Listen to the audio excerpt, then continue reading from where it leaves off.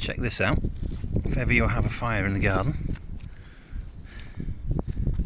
this is charcoal. It's not the best in the world. This is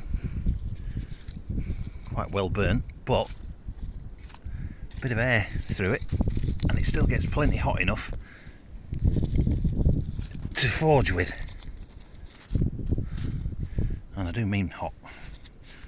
It's in this case it's pine, an old rotten pallet,